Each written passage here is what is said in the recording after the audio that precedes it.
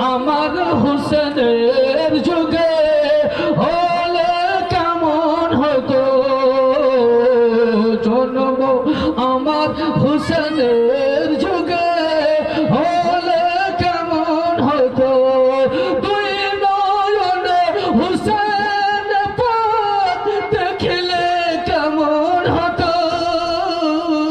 দুই নয়নে হোসেন পাক দেখিলে কেমন হতো। জন্ম আমার হোসেনের যুগে হলে কেমন হতো। তেরো রানে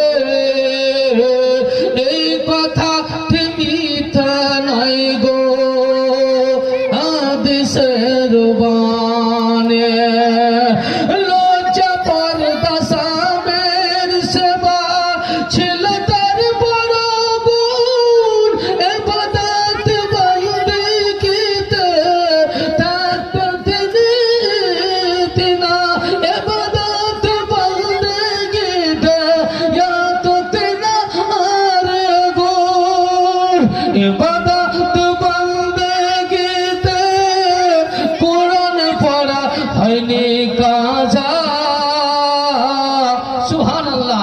হায়রে নবীর বেটি মা ফাতেমা কত কষ্ট করেছে, পেটে পাথর বেঁধে নবী থেকে যে বাপকে দেখেছে, তবু কোনোদিন কোরআন পড়া কাজা হয়নি, কোনোদিন ইবাদত কাজা হয়নি, কোনোদিন কোনো ফকির তার দরবার থেকে ঘুরে যায়নি।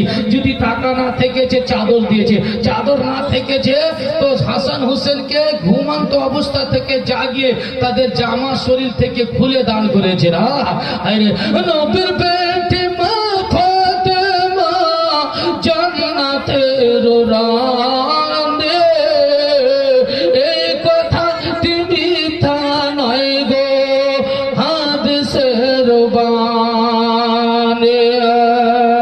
হযরত আলীর সঙ্গে নবী নন্দিনী নারীদের সরদার নিয়ে নবী নন্দিনী ইবাদত বন্দেগিতে আছে তার জীবনে। এই কথা মিথ্যা নয় গো, হাদিসের বাণী। ভাগো গরম হতে চায় না, খালি গরম। জি, বেটা ছেলে খালি গরম, আর বেটি ছেলে এত নরম, এত নরম। সুবহানাল্লাহ, সুবহানাল্লাহ। বেটি ছেলে এত নরম। হযরত ফাতেমা একদিন কি করছেন জানেন? বাড়িতে স্বামী এসেছেন, যেমনই সালাম দিবেন আলী আসসালামু আলাইকুম, আলী বলেছেন, ফাতেমা বলছেন ওয়া আলাইকুম আসসালাম সরতাজ, আমার সরতাজ, আমার আকা। স্ত্রীকে ভালো কথা বলে রাখেন, হাদিসের কথা, এটা বুখারী শরীফের হাদিস। স্ত্রীকে নাম ধরে ডাকিও বা না ডাকিও, সোনা বলে, লাল বলে, আপনার কি বলছে, আরে হীরামন জিরামন, সুন্দর ভাষা দিয়ে ডাকেন যেন ওর হৃদয় বড় হয়ে যায়। আর স্ত্রীও আপনাকে ভালো ভাষা দিয়ে ডাকবে যেন হৃদয় বড় হয়ে যায়। ফাতেমা তো জোহরা যেমন সালাম করেছেন, আল্লাহ নয় আলী সালাম করছে বিবিকে, আর বিবি চটকেরা হাত ধরে উত্তর দিয়ে হাতখানাতে চুমা দিয়ে জড়িয়ে ধরে আর বলছেন কেমন আছেন স্বামী, ভালো আছেন? আর আঁচল দিয়ে দিয়ে ঘামগুলোকে মুছছে না, আঁচল দিয়ে দিয়ে ঘাম মুছছেন কে? ফাতেমা তো জোহরা রাদিয়াল্লাহু তাআলা আনহা। আল্লাহর কসম, একই রুমালে মুখ মুছা নবীর সুন্নাত, এক চিরুনিতে মাথা ছেড়া স্বামী স্ত্রী, আল্লাহ আল্লাহ রাসূলের সাহাবাদের সুন্নাত বেরাদার। আজকে আমাদের ওই মহব্বত নাই, প্যার নাই, এই জন্য আমাদের বাড়ির অশান্তি।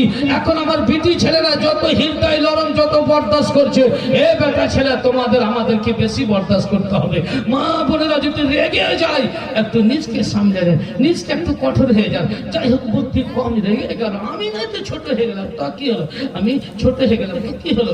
নবী আমার সাল্লাল্লাহু আলাইহি ওয়াসাল্লাম বিবিদেরকে নিয়ে মসজিদে নবীর পাশে খেলা করেছে, রাত্রে খেলা করেছে বিবিদেরকে খুশ করার জন্য। কত শালিকে নিয়ে ঘুরবেন জি, কত বান্ধবীকে নিয়ে মোটরসাইকেলে পার্কে যাবেন জি, কখনো বিবিকে নিয়েও ঘুরেন, কখনো মাকেও নিয়ে যান সঙ্গে ফেরা, ঘুরেন পার্কে, কোথায় যাবেন ঘুরলিয়ে ঘুরেন। নবী খেলেছেন কাবাডি বিবির সঙ্গে, আর আয়সা খেলবো রাত্রে আমরা দুজন কাবাডি, দৌড়াদৌড়ি। আমরা কখন বলেছি চল তোরা হালিমার মা, চল চল আজ খেলবো, চল চল হালিমার মা আজকে ঘুরতে নিয়ে যাবো, কয়েছি কোনোদিন? কখনো নাই, টাইম নেই। ওর কাছে একটু ফোন করলো, টাইম নেই, দুটা কথা রাখ জি দুটা কথা রাখ আর মুখ খান দেখতে জি করে কথা খান শুনতে জি করে রাখ বুঝতে পারলাম। আর নবী দৌড়াদৌড়ি করছে একদিন দেখছেন আয়েশার মনকে জয় করার জন্য নবী আস্তে আস্তে আস্তে আয়েশা দৌড়ে গিয়ে ছুঁয়ে নিয়ে বলছে বাহ বাহ বাহ হুজুর আমি জিতে গেলাম। নবী বলছেন হ্যাঁ হ্যাঁ আয়েশা বাহ রে আমার বিবি রে জিতে গেলাম আমার বিবি। আয়েশা আরো সুন্দর নবী বলেছেন বিবির প্রশংসা করো, বিবির কি বলে তারিফ করো, বিবির সামনে বিবি খুশ হবে।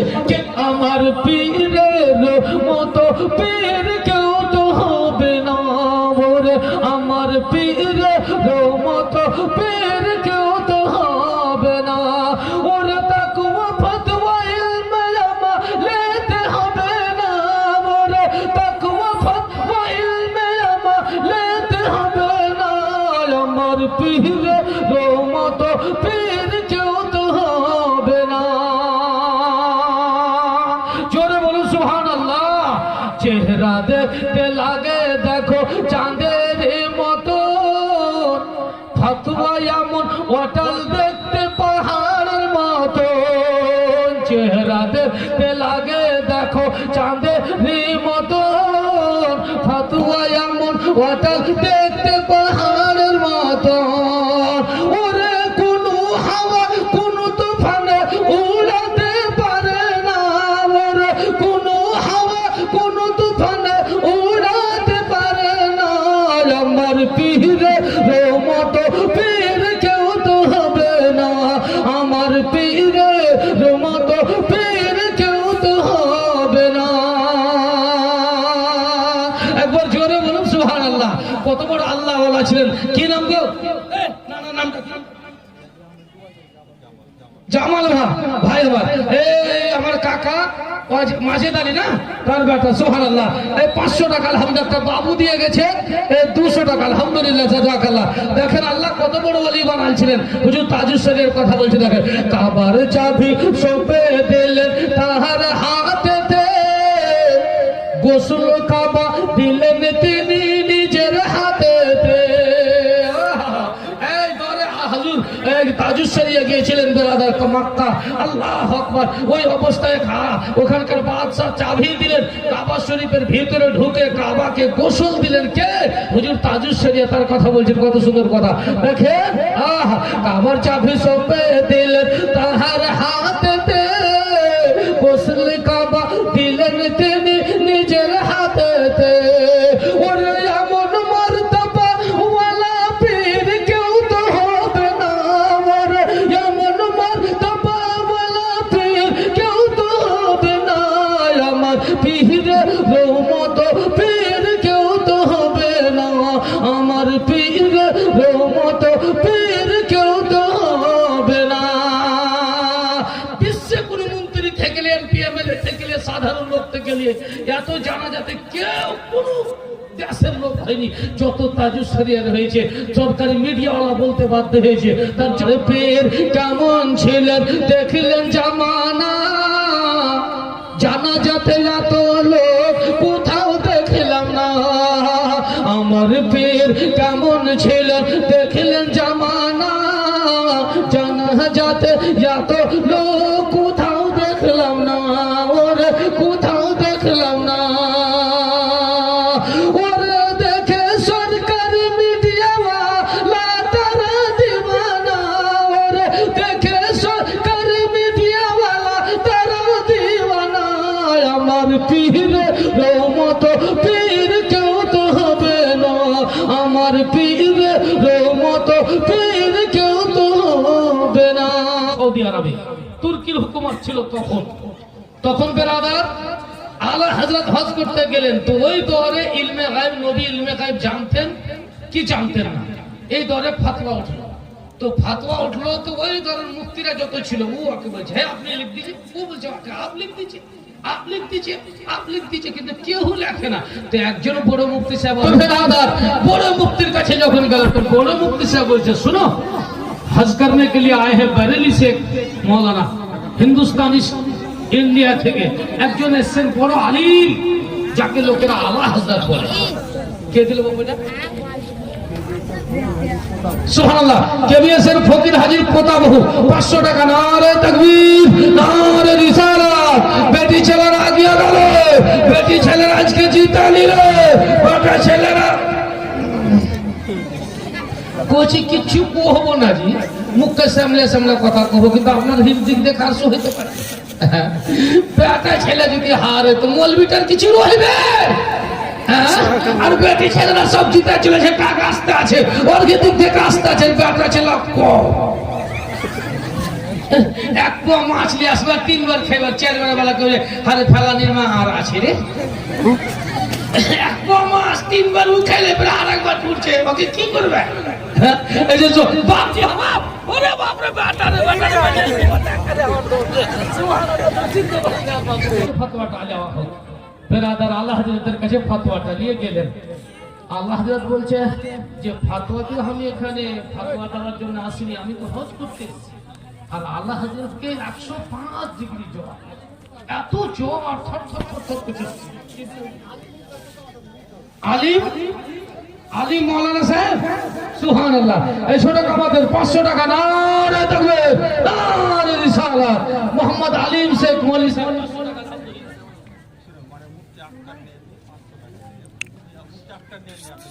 সুবহানাল্লাহ, নারে তাকবীর।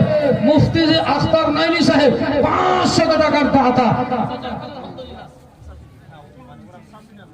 ওনার মানে শাশুড়ি অসুস্থ, জামাই মুফতি আখতার নাইমি সাহেব, শাশুড়ির নামে 500 টাকা। আলহামদুলিল্লাহ, জাযাকাল্লাহ।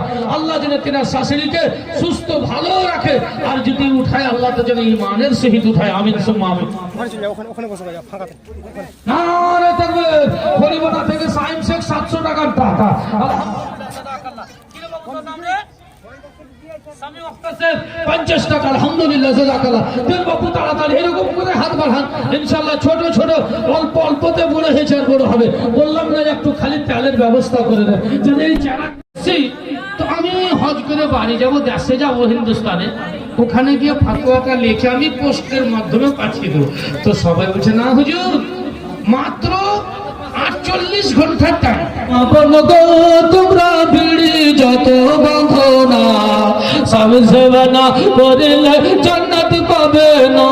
মা বোন গো, তোমরা বিড়ি যত বাঁধো না, নামাজ রোজা না করিলে জান্নাত পাবে না। বিড়ি এত মানছে বাবা, আরে টাইমে টাইমে টাইমে টাইমে টাইমে টাইমে টাইমে টাইমে তোমরা গল্প গুজব করো, কে কতটা বিড়ি বাঁধতে পারো, আনা আনি ধরো।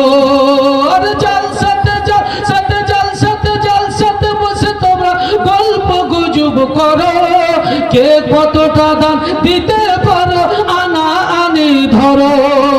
আনা আনি ধরো জালসাতে, কোরআন পড়ো বাড়িতে, আল্লাহ তোমাদের করবে উপহার, নাইলে মাগো ডুবে যাবে দোজখের মাঝার। মা বোন গো, তোমরা বিড়ি যত বাঁধো না, স্বামীর সেবা না করিলে জান্নাত পাবে না। 48 ঘন্টা টাইম দিয়েছে ফতোয়াটা, 48 ঘন্টাতে উত্তর দিতে হবে। কুরবান যেন মুসলমান একজন আলিম। এই যে মাদ্রাসাতে কি পাইলা হয়, আলা হযরত কি করলেন, জ্বর থর থর থর থর করছে। আর বেটাকে বলছেন, সুবহানাল্লাহ, বেটা হামিদ গাছাকে বলছে, বেটা লিখো, ফতোয়া লিখো। ফতোয়া লিখতে লিখতে আল্লাহ হযরত বলছেন, আর বেটা লিখছে রে কোরআনের একটা আয়াত, অমুক হচ্ছে তাফসীরের এত, এই তাফসীরের এত, এই তাফসীরের এত, এই অমুক কিতাবে এত লাইন, অমুক কিতাবে এত লাইন, এই করতে করতে করতে করতে করতে করতে করতে একটা মোটা বই লিখে আর প্রকাশ করে দিলেন। আল্লাহ হযরত কসম খেয়ে বলছেন যে আমি এখানে বসে বেটাকে বলছি লেখো, আর আমাকে বড় পীর সাহেব কাবা শরীফের উপরে বসে বলছে, একটা একটা করে বড় পীর সাহেব বাতাইছে, আর আমি এদিকে লিখছি। যে বেটাকে বলছি, জোরে বলুন সুবহানাল্লাহ। আল্লাহ কত বড় আলিম বানিয়েছিলেন আল্লাহ হযরতকে। ওই আল্লাহ হযরতকে বড় পীর সাহেব বলছেন লেখো লেখো, আর বড় পীর সাহেব আল্লাহ হযরতকে বলছেন, আল্লাহ হযরত বেটাকে বলছেন লেখো লেখো। লেখে লেখে এই কিতাব লিখলেন। কি লিখলেন জানেন? নবীর ইলমে গায়ব সম্বন্ধে লেখার পরে আলী পাশা, সেই যুগে বাদশা ছিল, আলী পাশার কাছে কিতাবটা গেল, পড়ে হৃদয় উজ্জ্বল হয়ে গেল। হিন্দুস্তানে এত বড় মৌলবী আছে, বাপ রে বাপ, সঙ্গে কোনো কেতাব নিয়ে আসেনি, কিছু নিয়ে আসেনি। আরে কয়েক ঘন্টার মধ্যে এত বড় কেতাব লিখে দিল। বা বা বা, কোনটা আছে বলে লোকটাকে নিয়ে আসা হোক, আলিমকে নিয়ে আসা হোক। ঘোড়া উঠ সাজা হলো, উটের উপরে আপনার সুন্দর করে সাজিয়ে দিয়ে আল্লাহ হযরতকে চাপা হলো, আর আলী পাশা বাদশার কাছে নিয়ে যাওয়া হলো। আর নিয়ে যাওয়ার পরে যেমন গেছে, আলী পাশা বাদশা দাঁড়িয়ে গেছে, আর দাঁড়িয়ে হাত চুমছে, কদম বসে করছে, বলে হুজুর হুজুর সুবহানাল্লাহ, একটু বসুন হুজুর বসুন। বসতে বসে বলছে, হুজুর কি চান আপনি বলেন, কি নিবেন আজ আমার কাছে? আমি বাক্কার বাদশা বলছি, কি চান? আপনি যা চাইবেন তাই দেবো। আমরা চাইলে তো টাকা চাইতাম, ধন সম্পত্তি চাইতাম। দুনিয়ার মুসলমান একজন আলিমকে দেখেন, আল্লাহ হযরত কি বলছেন, দেবেন আমাকে? বলে হ্যাঁ, যা চাইবেন তাই দেবে।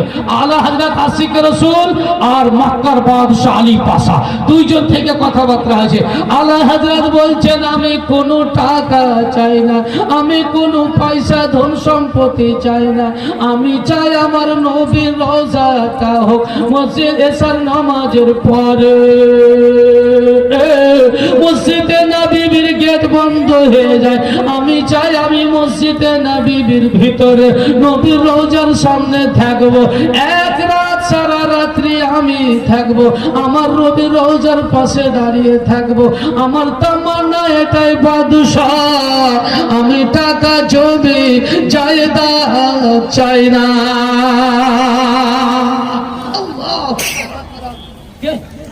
থাকবো ওই দিন মসজিদে নববীতে কেউ থাকবে না। আর এদিকে বাদশা বলে, ঠিক আছে, কথা কবুল হলো, লেখাপড়ি হলো। আল্লাহ হযরত হজ করার পরে মদিনা আসলেন। বাবা, মদিনাতে আসার পরে এশার নামাজ হলো।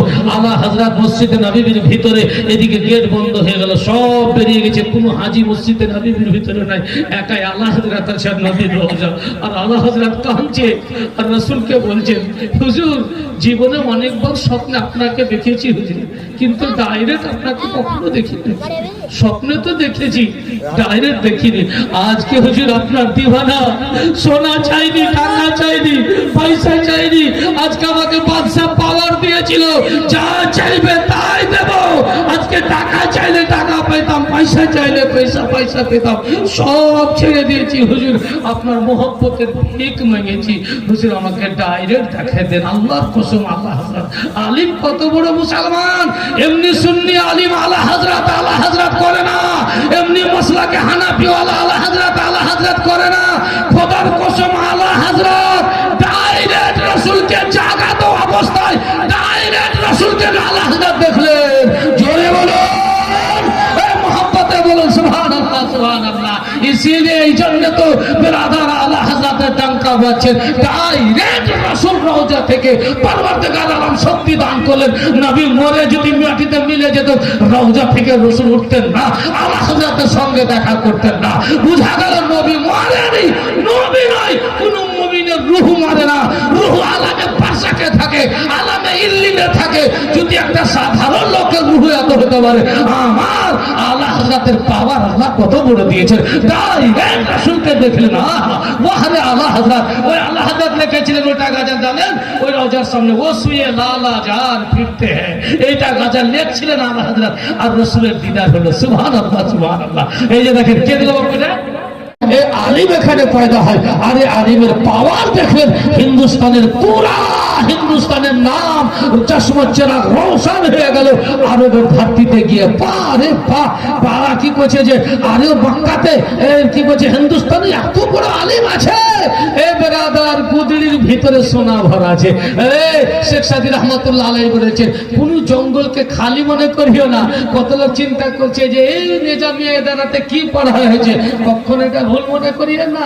এই রেদারাই থেকে মুফতি পাওয়া যাচ্ছে, মুহাদ্দিস পাওয়া যাচ্ছে, মুফাক্কির পাওয়া যাচ্ছে, বড় বড় আল্লাহওয়ালা পাওয়া যাচ্ছে, বড় বড় পীর পাওয়া যাচ্ছে। এই এদারার মাকতাব থেকে বুঝতে হবে। আমাকে কষ্ট দিলে সন্তান রে তো ভালো হবে না, বাবা মাকে কষ্ট দিলে সন্তান রে তো ভালো হবে না। ওর কিয়ামতের কঠিন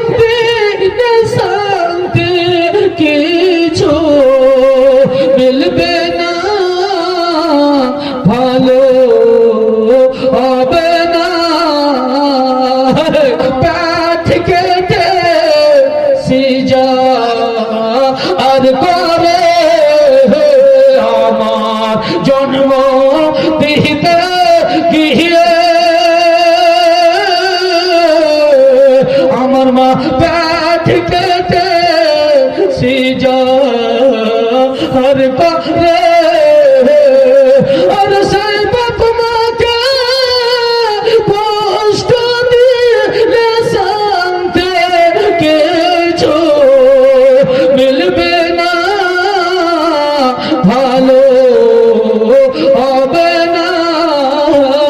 আমার জন্ম দিতে গিয়ে তোমার মায়ের ইজ্জত ডাক্তার আর দেখে আমার জন্ম দিতে গিয়ে আমার মায়ের ইজ্জত ডাক্তার আর দেখে আর সে বাপ মাকে কষ্ট দিলে শান্তি কিছু মিলবে না, ভালো হবে না। বাবা মাকে কষ্ট দিলে সন্তান রে তো ভালো হবে না। খিলে এ তো রে 10 মাস 10 দিন কষ্ট করে বর থেকে খিলে এ রে